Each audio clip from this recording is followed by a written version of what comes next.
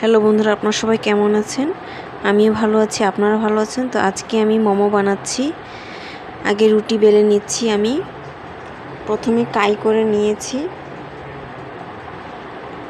তারপর এখন বেলে নিচ্ছি, গোল গোল শেপ করে নিচ্ছি সুন্দর করে। আপনারা বাসায় ঘরোয়া উপকরণ দিয়ে মোমো বানিয়ে খাবেন। আজকে আমি মাছের ডিমের মোমো বানাচ্ছি। আপনারা চিকেন মোমো, ভেজিটেবল মোমো বানিয়ে খেতে পারেন। দেখেন কত সুন্দর করে আমি মোমো বানিয়ে ফেলেছি। আপনারাও বাসায় এরকম বানিয়ে খেতে পারেন, সবাই পছন্দ করবে। মেহমান আপ্যায়নও করতে পারেন এগুলি বানিয়ে। সকাল বা বিকালের নাস্তা হিসেবে বেশিরভাগ খেয়ে থাকে। আমরা বাইরের অস্বাস্থ্যকর পরিবেশে যেগুলি বানাই ওগুলি না খেয়ে আমরা ঘরে বসে এগুলি বানিয়ে খেতে পারি।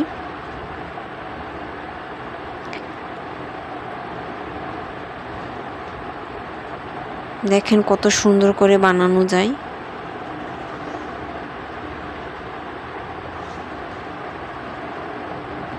মোমো বানানো কিন্তু একদম সোজা।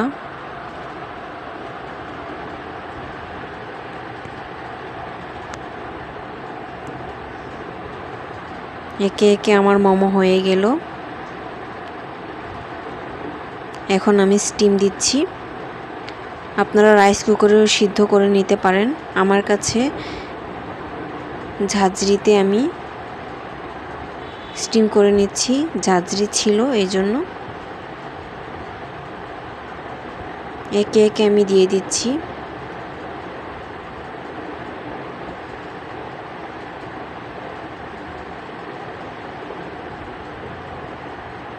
এখন মোমো সিদ্ধ করার জন্য অনেক রকমের স্ট্রেনার আছে।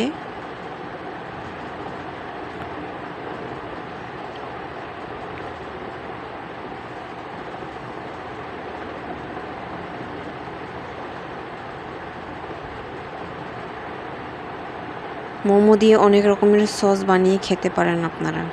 Tomato sauce, chilli sauce. এখন আমি ঢাকনা দিয়ে দিচ্ছি 20 মিনিটের জন্য। ঢাকনা খুলে দেখব আমি, হয়ে গেছে আমার মোমো। দেখেন কত সুন্দর হয়েছে।